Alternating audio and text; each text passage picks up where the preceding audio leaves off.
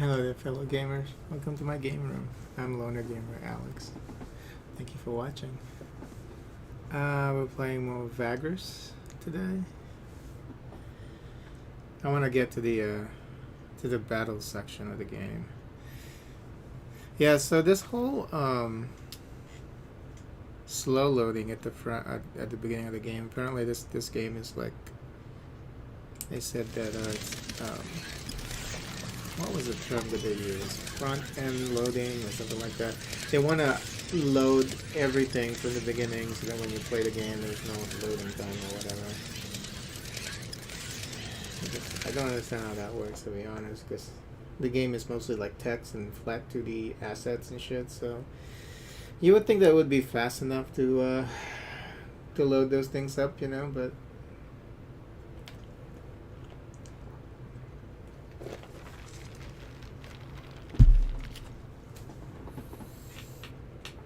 apparently not.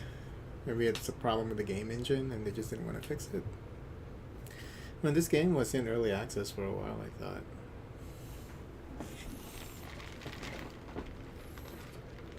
Well, maybe it wasn't. I don't think this was an early access game. I think it just came out like this.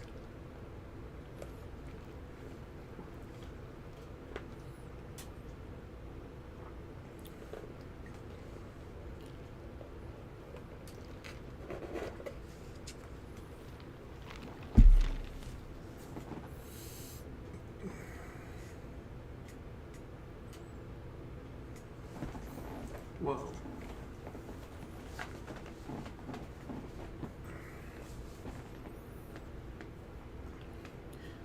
Okay.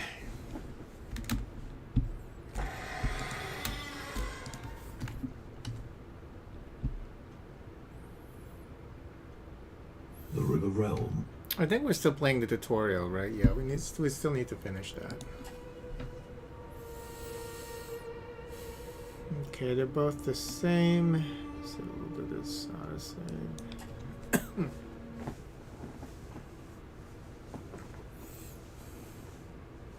There they were, with a full cargo hold and filled with newfound hope. Yet, the road ahead still promised hardships and peril. I travelled with them southwards, expecting to reach more habitable lands beyond the Molten Tongue's river of lava.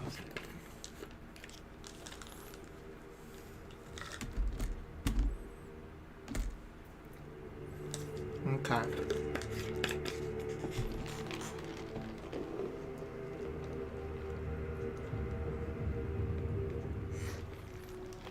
Such a big pill.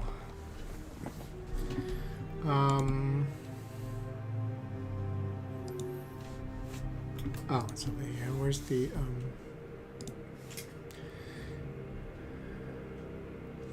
We need to travel to Avenum, southeast along the Molten Tongue. Okay.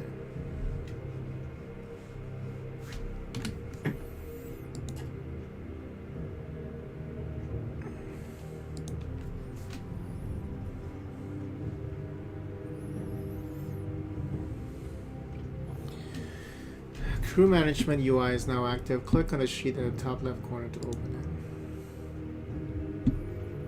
I just clicked on it. Okay, so even after that front load, that takes 2 seconds to load this up. The crew management window allows you to manage your comitatus.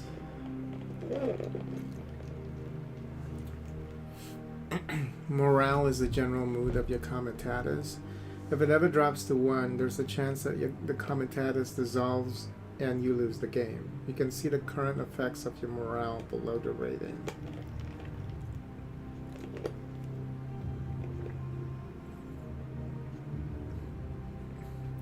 Obedience indicates it's below the ratings. It's right here. What do you mean? Oh. Okay. Obedience indicates how satisfied your slaves are. Low obedience leads to theft, runaways, and worse. Be sure to guard your slaves with enough fighters and treat your slaves well, or punish them consistently to raise obedience. Oh no, the chat is not working. Let me just refresh that. So if somebody chatted on YouTube, I'm only streaming to YouTube. If somebody did, then well, actually, like the cool thing about YouTube chat is it shows everything, right? Yeah. Even past entries, if you missed it the first time.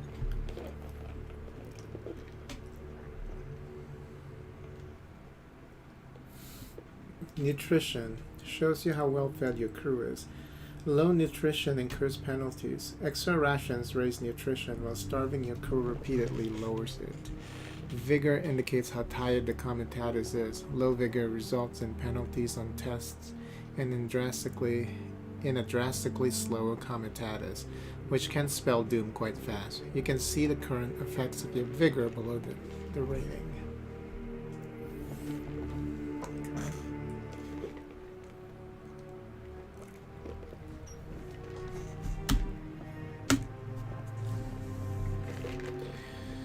Upkeep, where is that? Upkeep is how much you owe your crew. Is it up here? You gotta show me. Oh, it's right. How much you owe your crew. You can pay them at the end of each day or keep collecting debt. Consumption is how much food your crew consumes each day. Running out of supplies lead to a quick death in the wastelands. Workforce is generated by workers and slaves. You have to have enough workforce to cover the comitatus's needs, including beasts, crew, and passengers. Going below the required number bestows serious penalties. Passengers are people your comitatus takes to their destinations for reward. You can take on passengers in some events and settlements. They also consume supplies. Lizard icon. Where's that? Are they hiding it? Oh, right here. Where is that? Passengers. Where do you see passengers? I know that they claim that they don't want this game to have like crazy amount of hand holding, but it's kind of silly if you're telling me something and you're not showing me, you know. Because you're already telling me. Can you just show me where it's at?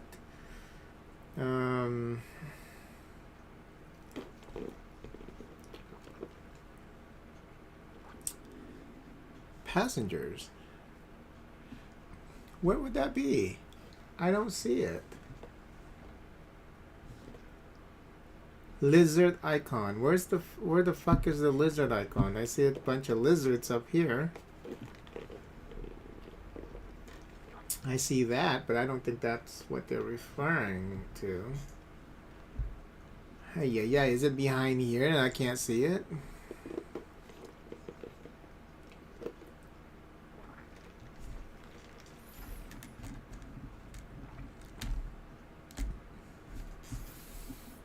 Yeah, I don't see it.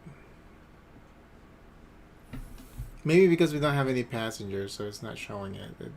But that doesn't even make any sense. Oh, it's right here, consumption. Total consumption. This is a lizard icon, but this is not people. This is...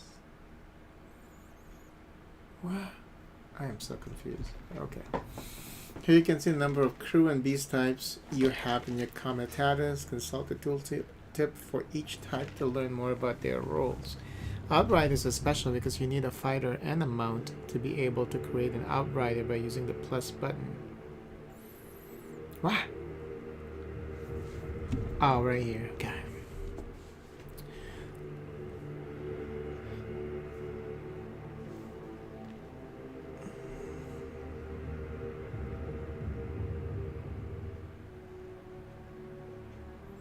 While outriders are excellent fighters, mounts without riders carry cargo.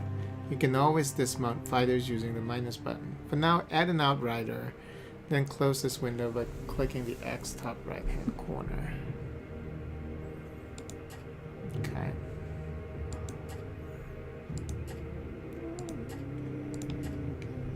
I'll be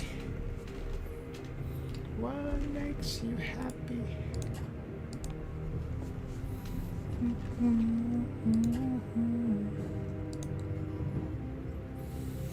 You have run out of movement points and need to camp, ending the day. Being on the road all day, spending most of your MPs, lowers the vigor of your comitatus that you can replenish by camping. You can also camp earlier than running out of MPs, which helps raise vigor faster. Harder, faster. Select the icon, camp icon tent, from the radial menu. Radial menu. Huh? Okay. Oh, right here. Okay. A little arrow actually wouldn't hurt. Okay. Of the node you currently occupy, I should have read the whole thing. Okay, at the end of each in-game day, the comitatus makes camp and settles down for the night. Supplies are consumed and movement points are refreshed after camping. At each camp, you can decide to offer normal or double wages for the current day independently of whether you pay them or not.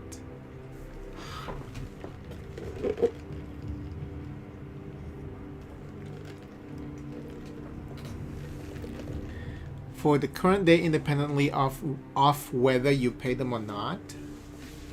I don't understand that sentence. Double payment increases morale. You can also choose to pay all of your debts to your crew at this time. Pay now, or crew payments pay later. But the longer you delay, the grumpier the crew gets. Obedience and nutrition also appear here as well as the options to discipline or liberate slaves. Workforce shows how much workforce generated by workers and slaves you need to maintain the comitatus. Going below the required value bestows serious penalties. You have the option to give out less or more supplies under rations, which penalizes or boosts vigor and morale respectively. Starving your crew will have long-term negative effects on nutrition as well, but it may be necessary sometimes to save rations. All the lock icons allow you to save the current settings of the corresponding UI elements so that it remains the same for the camp. What is all this? Okay, what is all this little icon? Oh.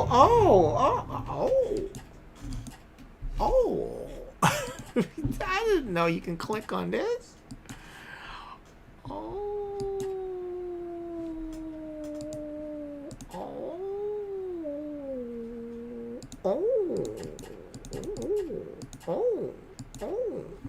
Okay, that's cute. Under hunting and foraging, you can send your crew out into the wasteland to find supplies and sometimes even other goods. Base chances for these activities depend on your related perks, deputies, crew, and the region you're in. You can also see the expected yields below each activity. The cost of hunting and foraging is movement points or vigor if you're out of MPs. Hunting uses scouts and has a chance to get you a large number of supplies. Critical failure might kill scouts. Shit. Click on the scouts to allow hunting. Foraging is more reliable but yields fewer supplies. It can use workers and slaves. You can add them to or remove them from the activity by clicking on their portraits. Critical failure might kill. How do you get critical failure from foraging? I guess you encounter like a snake or something, or worse. Hunting and foraging results appear after you end the day. Okay. The summary of what happened to your crew that day can be seen on the right. You can talk to your companions using the speech bubble icons beneath their portraits. Companions heal naturally during camp. The chance of healing or worsening condition can be seen on the bar below the portraits. Using the button on the right allows the use of medical supplies for increased healing chances and effectiveness. Medical supplies are quite valuable. Use them wisely. Healing results appear after you end the day.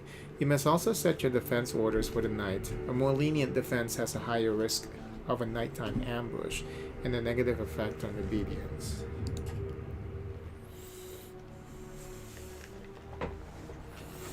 When you have set everything up, click the end day button. This will sometimes trigger camp events. Okay.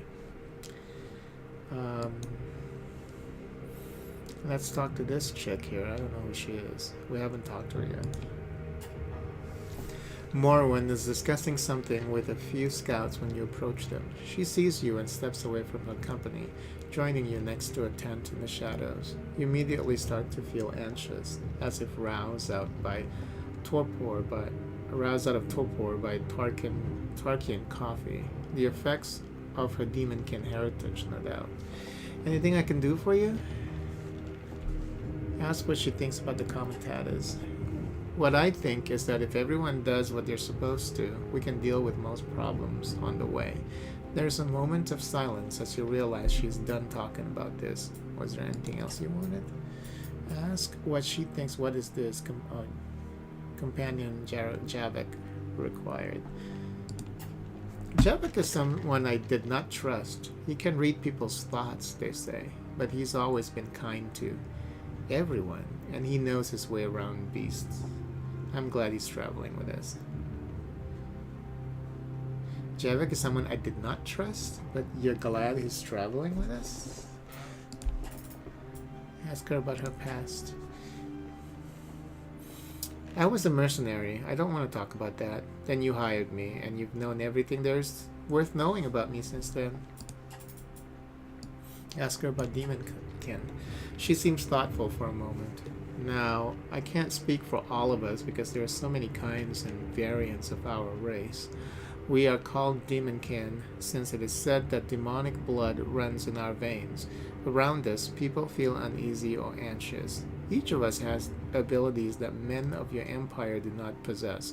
I can see in the dark. Cold gets to me slower and my skin gets burned, less likely than that of humans. It's all very practical. Oh, and I have these. She points to her horns and bone spikes. Enough chatting for the night. Let's talk to Javik. You approach Javik.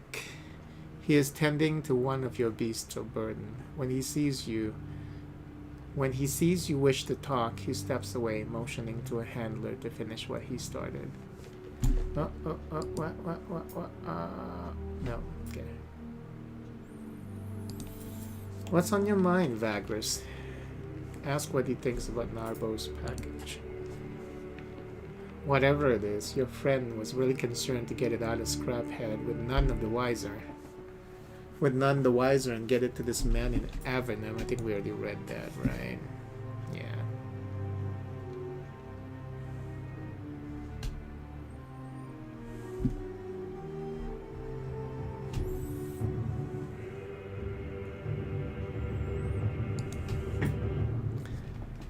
And he sees your thoughtful expression, Javik adds.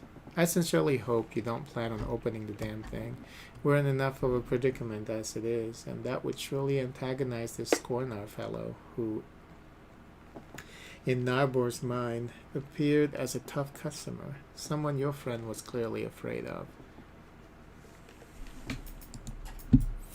Ask what he thinks of Avernum and about what you can expect there.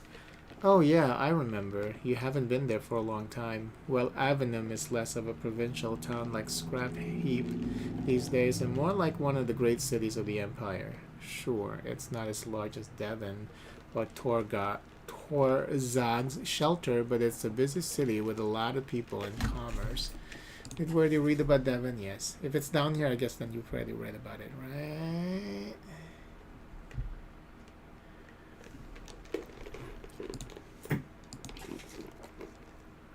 Okay, so that's how I can tell if it's already part of, because they would remove whatever that you've read and move it down. So if it's your first time actually reading it, it's still gonna show above the list of things that you've already read about. Oh no, this is a long ass fucking lore. A great city in the middle regions of the empire, Torzak's shelter occupies the inside of a gigantic system of caves in the belly of Black Blood Mountain. It is often called Surgorod's city due to the presence of the Church of Surgorod's greatest temples. Torzak's shelter is built inside the Cyclopean cavern, half natural, half man-made, inside the easternmost large mountain hill of the range called Black Blood Mountain. The cave, along with its web of tunnels and smaller caverns, is big enough to house an entire city. The only public entrance to Torzak's is a mile wide and several hundred yards tall cave mouth, significantly enlarged since the Orc War, blocked by a reinforced city wall with a gatehouse and towers. Buildings are placed quite close to each other due to lack of space and many dwellings are carved into the rock itself. The inner side of the cavern has terraces, and these house the villa and temple districts. Since the Church of Surgorod considers Torzak's shelter its own, they overlooked its siege in the war. Most of the temple district is dedicated to the god of revenge and curses, Surgorod, as well as the Knights of the Black Sun, so much so that often Torzak's shelter is referred to as Surgorod's city.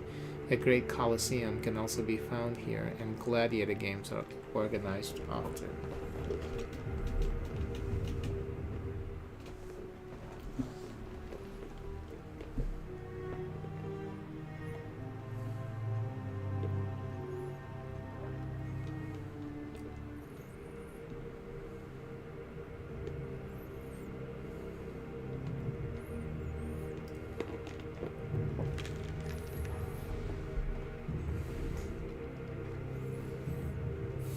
The lower parts closest to the gate make up the merchant district, while the undercity, situated below the terraces and at the sides and the walls themselves, is home to the city's poor and forsaken. The truly rich live in roof villas, huge buildings attached to and carved into the giant stalactites that hang from the cave ceiling. These often have intricate elevator systems and even hanging bridges between them. Lighting is a constant problem in the ever-dark cave of Torzak's shelter. Most of it is done with great metal chandeliers hanging from the cave roof. These are filled with oil imported from the Bronze Desert and bright kelp brought in from Everdark. The chandeliers are covered in dwarven runes that enhance the building and light emission. Even so, with thousands of torches, braziers, and light carriers, an important and traditional profession here all throughout the city, Torzak's is constantly in a twilight. People who grow up here get used to the darkness, that they are often blinded by harsh sunlight. When the sun sets outside of the jagged waste, city officials turn off the giant rune chandeliers and true darkness settles on the shelter. History. When the orcs were brought into existence by the 12 over 3 centuries ago, they were used as weapons against the enemies of the Empire. Soon, however, they learned that they were enslaved by dark magic without hope to ever be free of it, and they became enraged. In their rage, they almost tore down the Empire, until the Dragon Lords, afraid of the power of the orcs themselves, joined the war. After a long and devastating conflict, the orcs were hunted to near extinction, yet a smaller faction of united tribes remained defiant for a while after the end of the war. Orcs loyal to war leader Torzak captured the subterranean obsidian mines of the mountain range called Black Blood Mountain. The locale could be defended fairly easily by collapsing side tunnels and concentrating on the main cave entrance, which was also too narrow for larger dragons, thereby denying the enemy their air superiority. Torzak and his comrades enlarged the caves and dug deeper into the earth, eventually living there for almost 15 years. At length, infighting and lack of supply made them more complacent to a truce with the Empire, so they ended up relocating to Dark Moor. Imperial forces retook the now abandoned mines, and since the main cave was already depleted of obsidian, they set up camp there. Many displaced inhabitants of the region ended up taking refuge in the caves, which slowly became a settlement in its own right. Its close proximity to the Emperor's Road, potent sources of obsidian, the natural shelter from the unforgiving elements, and later fortifications added to the mountain ridge all made this city a very good place to live. Excuse me. Sadly, the underground settlement also gave rise to crime that is difficult to root out, as well as a tight, crowded cityscape. Imperial governments named it Tenebvitrus, but no one ever took to it, instead continuing calling it Torzak's Shelter.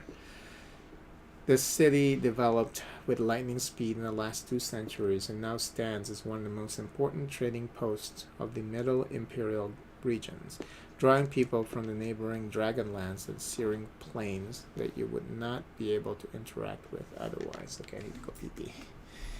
Whew, that was long. Okay.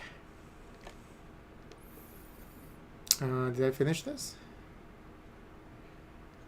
They say that the prefect who oversees the place has his own private thing going on, and he's fairly easy on crime bosses. Well, at least on those that play along. Trade from the region concentrates on Avonum, and everyone wants to get their share.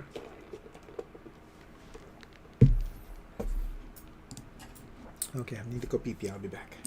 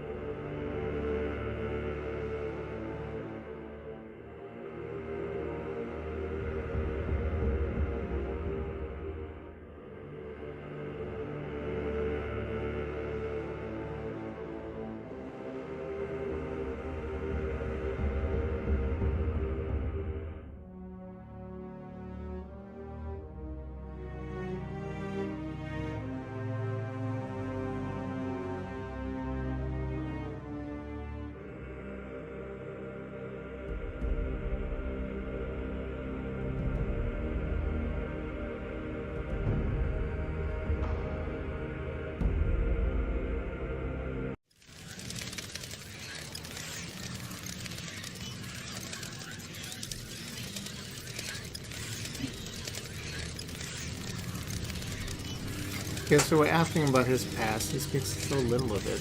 There's not much to say, really. You know most of it already. I spent most of my youth on the road where I learned to handle all kind of beasts. My abilities were a great help in that, but I also had really good teachers. Eventually, I sought training to enhance my telepathic skills, but I returned to life on the road later on. We met a little after that. I asked him about where he got telepathic training. Javak frowns and looks away. That is something I do not wish to divulge. It's not a matter of trust, you know. I swore an oath not to give away anything of my mentors, and I intend to keep my words.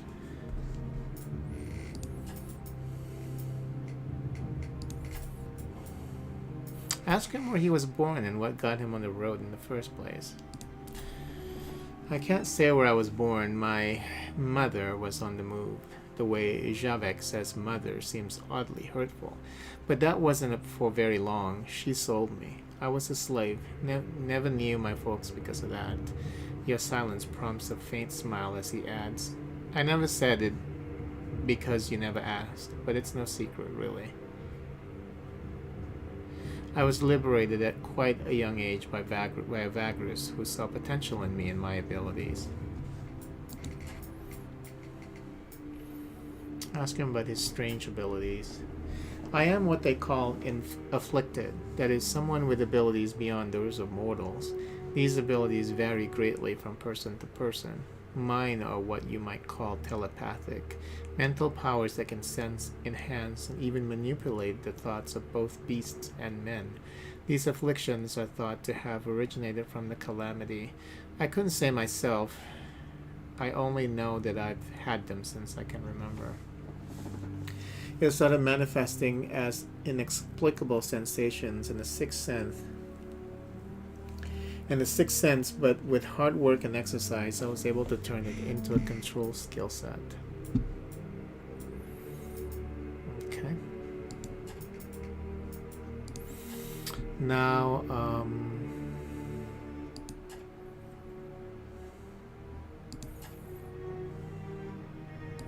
so we'll do postcards. Since you have 7 fighters and outriders combined, and I have 8. Okay, and I want them to...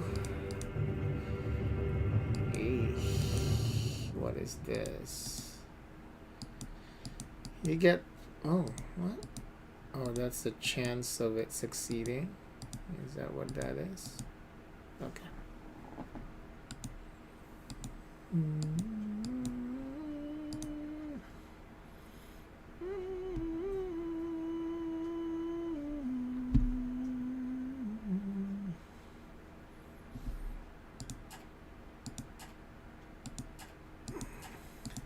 Do we want to double the wage? I don't know. Probably not. Keep them keen, but not eager. Steady. Okay, keep that at 100%. Okay. Ooh, critical success. Hunting was failed. They couldn't hunt anything. Okay. A bundle of supplies enough to cover 1 consumption. Bread from root, grain with vegetables or mushrooms. A bit of dried meat if you're lucky.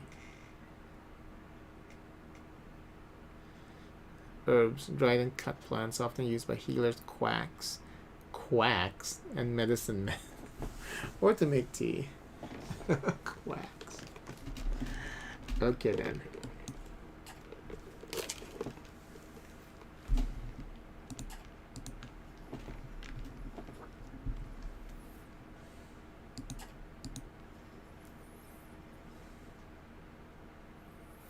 Do I want to camp now or later?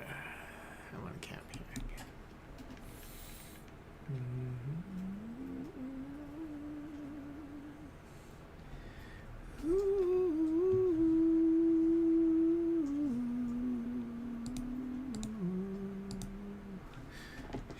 Did I have anything new to say, I wonder?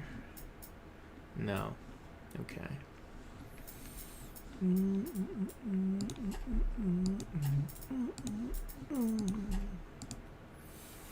had another light. Not exactly had, but oh, did I say pay them later? No, pay now. Pay now. Just pay them. Just pay them.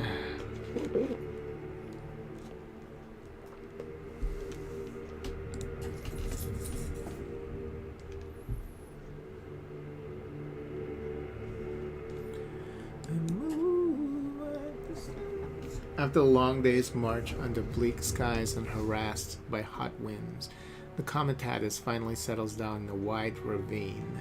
After taking care of camp chores and checking all of your commerce, you go to your tent and tuck in for the night. There are benefits to sleeping out in the wasteland. The silence is quite calming, tranquil even. Only the murmur of the distant, fire-belching mountains, the whisper of the wind, and the occasional groans of your beasts can be heard. Oh yeah, what about the fucky sound?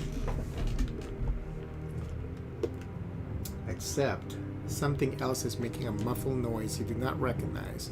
Your eyes flick open. Something is wrong. What in Tartarus is it now? You rise to check it out. Leaving your tent and passing the sleeping beasts, you are just about to call to a guard when you stumble upon a large quadrupedal creature covered with fused bone protrusions. It is munching on supplies scattered across the ground, evidently from a torn open sack lying nearby. The creature is a Jacra, a wasteland scavenger that hunts in packs. Before you can utter a word, the monster charges you. The Jacras are the vermin of the wastelands. bad-tempered and aggressive pack hunters. They have plagued the Riven Realms since the calamity. Vagrus are four-legged reptiles covered by hardened yellow-brown, grown-together scales that cover their backs like armor. Adult specimens are 3 to 4 feet high at maximum and are between 1.5 and 2 yards long. They have thick, powerful, short legs that can propel them forward quite fast, but make it difficult to maneuver. Chakra heads have thick scale plates, and males sport about a half-dozen thorn-shaped horns to maul and tackle with. Chakras are very stubborn creatures that hunt in packs and don't know when to give up. Once they tear into prey, they do not let go until killed or killing. They are omnivorous but have a taste for flesh, so they often take on larger prey in groups. Chakras live in hot, arid places like the continent's central deserts, but are quick to adapt to other environments, except very cold ones. Okay. I forgot to save. Oh, here we go. Ooh! You have to save on the map. And out of the shadows, Morwen leaps at it, tackling it aside and cutting its hide with her bone axe in a follow-up swing. You breathe out, realizing that she has probably just saved your life. Javek runs up to you just as the creature backs off and lets out a long howl. There's more of these accursed things, boss. Must have sneaked past the perimeter guards. They're trying to chase them off, he blurts out. As he does, you can hear yelling and the sound of a battle from around the camp. The wounded Jacques is joined by another one from behind a cargo pile, and the two of them start circling you. Javek steps beside Morwen as they get ready for the fight.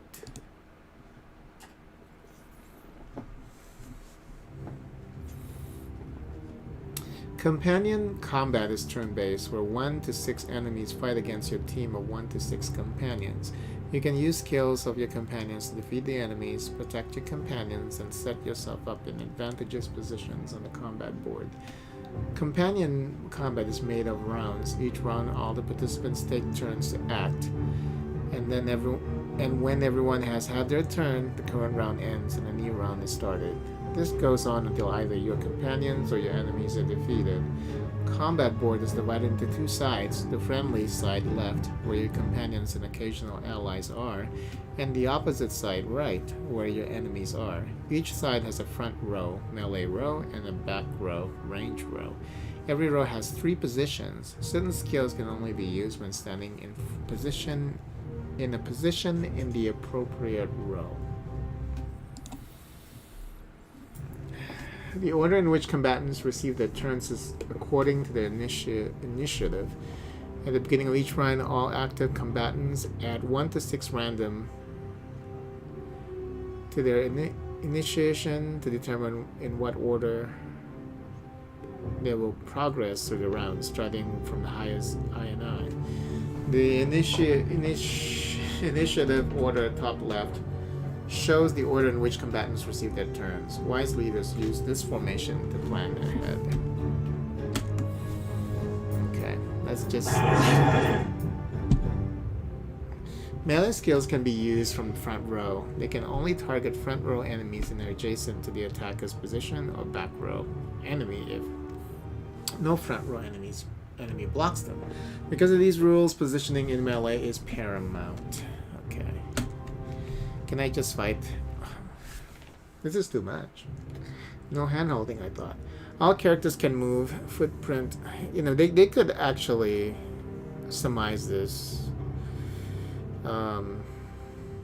you know, shorter. But this is just too long. And they make that assumption that people are too stupid. All characters can move. Footprint icon below left section to any adjacent position on their own side. If they move into a position that is occupied by another character, the character is pushed out of position it occupies and has to move into an adjacent free position, even to the position the other character has just left.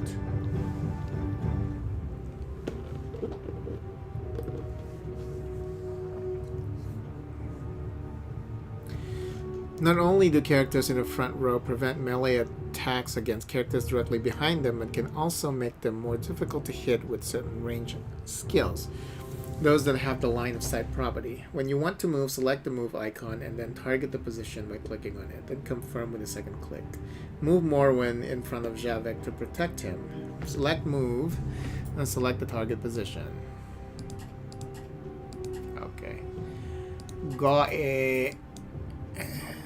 Each companion has 4 combat skills besides move, represented by the row of icons below their name on the character information bar. When you select a skill, its stats are displayed below the skill icons. You can select skills or move by clicking on them and pressing their number 1 to 5. Select skills are highlighted and are all available targets for the selected skill. Skill details can be viewed in the information sheet in the bottom left after a skill is chosen. Use Mind Blast, skill 1, to attack one of your opponents. Select available target position and click again to confirm. Javek's telepathic talent is used to burn the minds of the foe, literally frying their brain. This is too much hand-holding, but okay.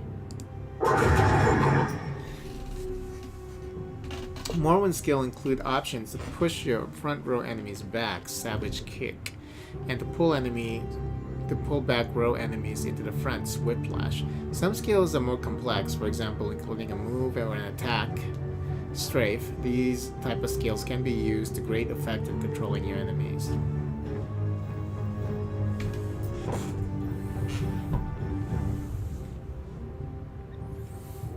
It's Savage Kick that can knock the foe back. I thought we were kicking this one.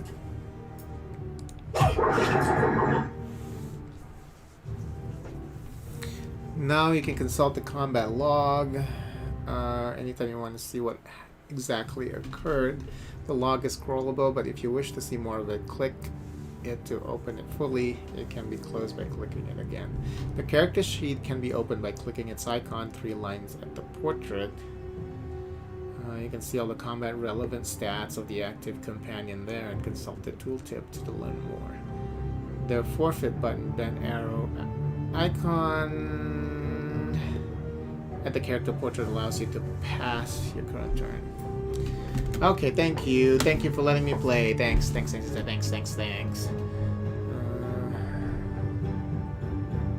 Oh. Do I want to do that? No. What is this?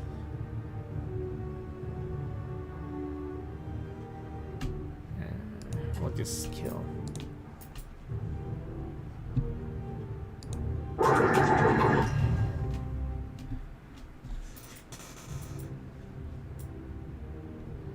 Ew. How come she didn't do anything?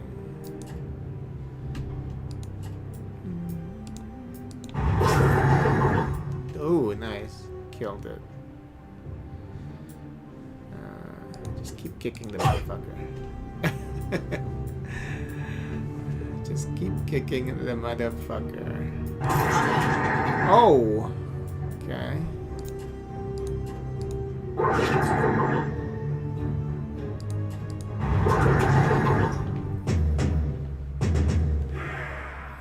Yeah.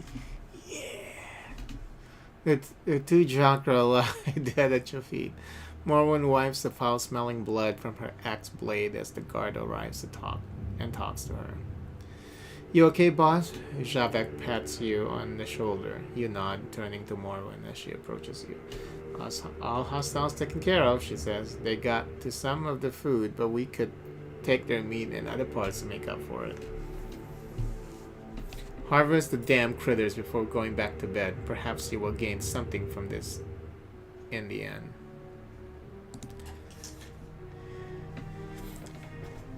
Nice. Now why are we leaving that? Oh, too much? Too much? Okay.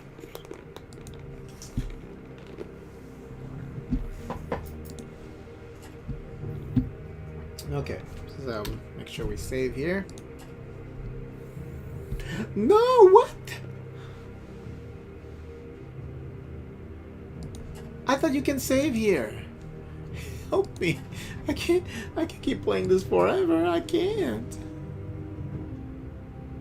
Did they already okay. 10:52. Okay, they just okay, so there was an autosave. Okay. Ooh, because I was like, okay, I can't keep playing, you know? That's just so crazy, yeah. Your chart is now active. Open it by clicking on the chart. Takes 5 seconds to load. The chart is your tool in navigating the wasteland of Zarin and planning out your journey. You can move around by holding a left mouse button, moving the mouse, and you can zoom with the mouse wheel. Your comet status is represented by a red banner. Any discovered settlement or point of interest can be marked by clicking on the icon and choosing the flag icon.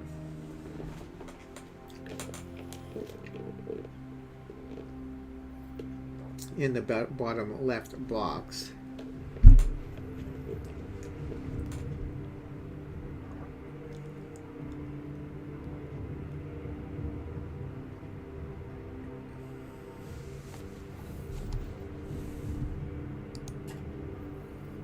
oh, I see.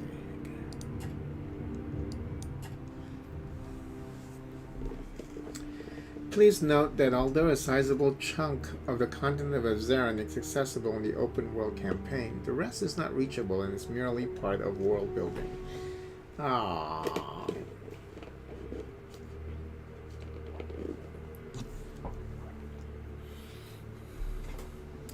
Mark Avenem south of you on your chart and then close it. Whoa. Whoa. Whoa. It's a pretty big map.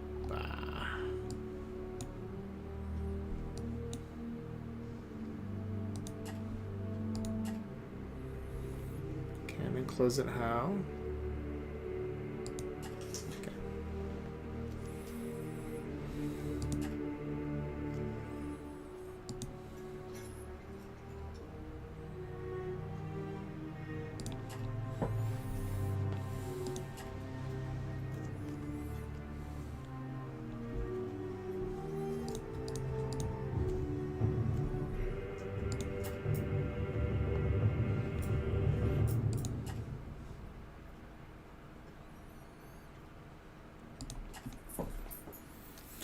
Both fail. Wow. That's some bullshit. Okay, so I think it saves me. Okay, I'm drinking too much of this fucking soda and I have to go to the restroom real quick. 10:55. Okay, cool.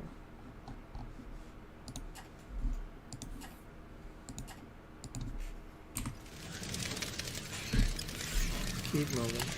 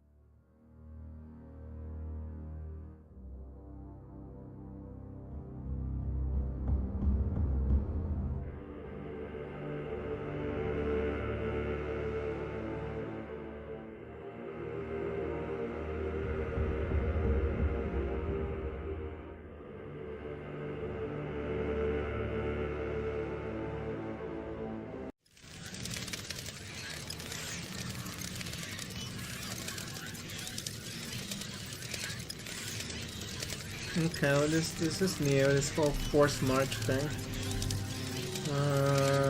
Forced marches get you further. Use them carefully. Your crew loses vigor and even morale if you march too often without extra resting. We strongly suggest refraining from frequent forced marches until you have more experience. High vigor. Excuse me. Morale and a well-supplied comitatus are required for forced marchers to have less negative impact. You know, they want you to. I don't even see where. We can. I guess we can still move.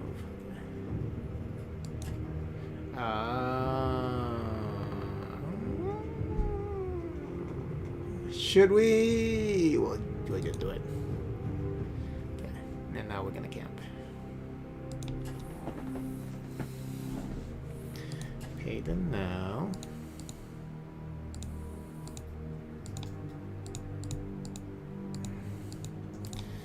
Ooh.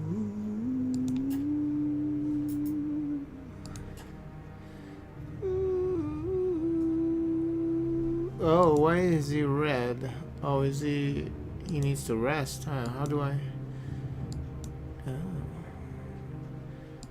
How do I know where is his stats? I can't access his stats. Come on now. You can't do that to me. You can't make him like almost dead, but then... Where is my supply? Where do I see this?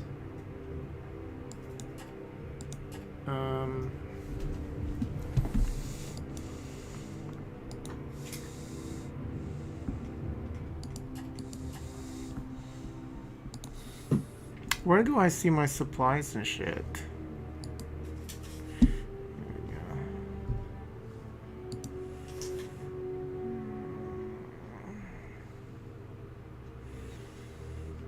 This doesn't tell me where it's coming from, right? I mean, is it from herbs or where's the calculation for this? What am I using with this? You know, it's medical supplies 10. I see. So okay, yeah, that's fine. We'll use it.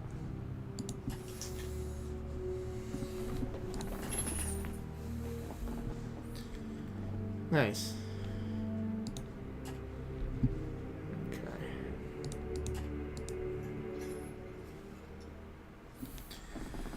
As the comitatus is scaling another stretch of black sand dunes, one of the outriders you had sent out to screen your left flank rides in on the line and heads immediately to you. You can see the man is in a panic right away from the way he hops off the saddle while decelerating and almost falls off.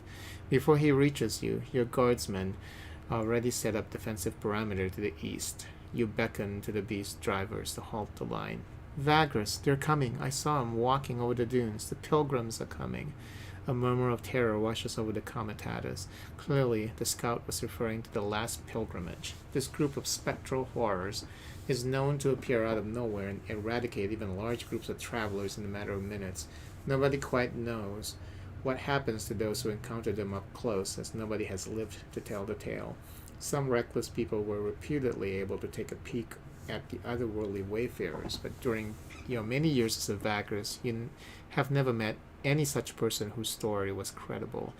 You know all too well that if your outrider tells the truth, you see no reason why he wouldn't. The only chance of survival is for you to run or to hide. Okay, let's read this real quick. The last pilgrimage is a magical phenomenon and one of the great mysteries of the Fourth Age. Originally a group of pilgrims walking in penance to the capital, they would turn into a host of wandering specters that haunt the forsaken reaches of the Empire. Nobody knows what the undead pilgrims look like, as no one has lived to tell the tale of a close encounter. People who have seen them from afar and survived saw pale, eerie, white-yellow light, but I thought nobody has survived this. That surrounded a large group of walking dead. Spectral wanderers seem to be constantly followed by tempestuous winds that usually create a sand or dust storm around the pilgrimage. It is said that in the last month before the calamity, a group of high-ranking priests of the pantheon of the elder gods started to see a pattern in strange phenomena that began to appear sporadically all over Zarin. They interpreted it as an omen from the gods and realized that their creators were displeased. To appease them, they set out a humble pilgrimage from the city of Thought. Other sources name other cities as their origin, and plan to walk all the way to the capital and upon reaching it, ask an audience from the emperor. These rich high priests cast away their earthly belongings and walked barefoot. Many joined them on their way, clerics, simple folks alike. After weeks of walking, the omens became more intense, and finally the calamity struck. According to legend, it caught the last pilgrimage, by then swollen to thousands of people, out in the open somewhere south of Devon. The cataclysm did not kill them, but turned them into cursed undead, forever bound to their futile pilgrimage, forever seeking to reach the capital, which will always be out of their reach. There is no apparent rhyme or reason behind the appearance and disappearance of the large pilgrimage. It seems completely random, though it never occurred near settlements, but almost always in open areas. They appear and someone does not or cannot flee. If they appear and someone does not or cannot flee, they are never seen again. The theory is that the specters force them to join the pilgrimage that is doomed never to reach the capital. That is really fun to read. That's a pretty cool piece of lore there. Try to find a place where you can hide. Make a run for it. Wait, playing around. You turn the whole Comitatus around and make haste westward at the right angle to the Espite direction in which the pilgrims are reportedly moving. After an hour of hauling ass, you make the line stop. Scouting parties you have sent out saw no sign of the spectral menace, so you can turn back and realign with the original direction you were traveling, heading south-southwest. You lost a lot of time today, but at least now you can say that you have come fairly close to the last pilgrimage and lived to tell the tale. -4 movement. Okay, so it should have saved, right, the game. No. Okay, I'll just camp and then stop the game then. Oh my god, both failing. Okay, so that should save the game. Alright, well, I'm gonna stop here. That was really fun. I like that last piece of lore about the last pilgrimage. That was pretty cool. Yeah, I'm gonna keep playing this game. It's really fun. Just have to make sure that I'm able to to read, because this is like, you know, plenty of text. This game is pretty much just like playing this game is like, you know, reading a novel. You know, only more interactive. So okay, until next time. If you like the stream, make sure to hit that subscribe button. It helps me out a lot. I truly appreciate that. Bye.